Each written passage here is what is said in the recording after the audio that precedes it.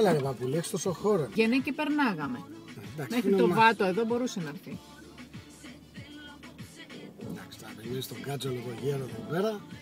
Ήρθε να δει τα... Γιάννη, ενώ ο Θοδωρής 600 μέτρα κυρίω μπαίνεις πρώτος.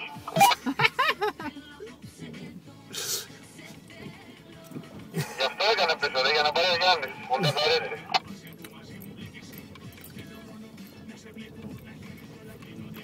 Ισχύον και τον τροχό μαλάκας. Για τον καυγά λέω. Κώστα, θα μπαίνεις δεύτερος. Καλά, ο τύπος όμως ήταν, Στην αρχή μαλούρια τελείω, αλλά εντάξει, μετά έστρεφε. Είδε το Φιλιόπουλο το τζάμι γι' αυτό. Αλλά το δίγημα κόλλον μακρύ ήταν όμως. Δεν τα πιάσα όλα, τι είπανε. Λέει στην αρχή μαλλιόριασε, μετά είδε αυτό το Φιλιόπουλο. Τη ρέμισε. Και καλά. Γιατί πας στην αλήθεια τον αγριοκοίταξες. Και στην οδήγηση λέει ήταν γκρέιντερ. Ξέρεις, μονοκόμματος, δεν καταλάβαινε πολλά. Μα πει εκεί όρμησε μέσα στις φτέρες.